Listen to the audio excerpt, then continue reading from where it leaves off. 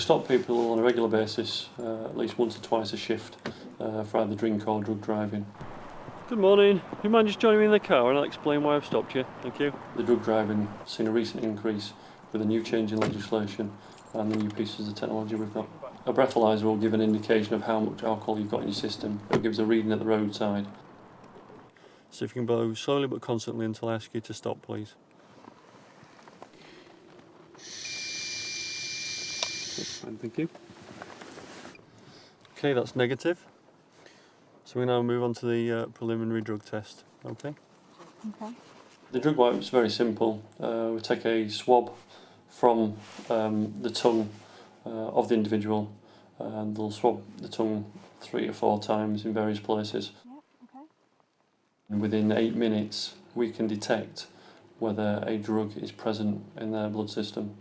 And if it is, that gives us the power to arrest them. Okay, the device has got a positive indication for cocaine, so I'm now arresting you on suspicion of driving whilst unfit through drink or drugs and driving with a drug over the specified limit. You don't have to say anything, but it may harm your defence if you do not mention when questioned something which you later line in court.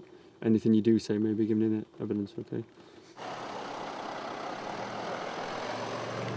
Recently, I've dealt with a road traffic collision involving a drug driver who was 18 times over the legal limit. Not only that, there was a fence post that went right through the vehicle. Had he had a passenger, I'm in no doubt he would have killed him. So she'll be arrested on suspicion of driving whilst unfit through drink or drugs and driving with a drug over the specified limit. We may have done a breath test at the roadside, however when you get into custody you have to put it on a chemic machine, which gives us the evidential readings which will be used at court. Okay, big deep breath and blow slowly until I ask you to stop, please.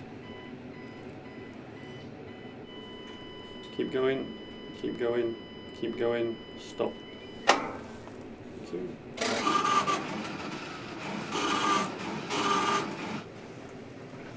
Right, that's results of 0 and 0, so we'll now move on to the blood procedure which I explained to you. Okay. For drink or drugs, there is also a possibility of having a blood test or a urine specimen taken and sent away to a forensic laboratory for analysis. Drink driving, everybody knows, it's a big no-no. Drug driving, I think people have taken drugs recreationally for a long time, so it's not in the mindset of they get in the car, they drive away, and they don't realise the consequences of what they're doing. You've got a mattress in front of you, toilet to the right.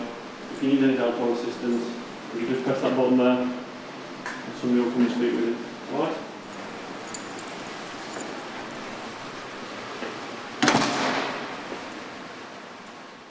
If you're not sure how much you've had to drink, and you're not sure whether you'll be able to drive, don't drive. Where drugs are concerned, my recommendation would be don't take drugs at all. If you're over the limit, you're likely to be arrested.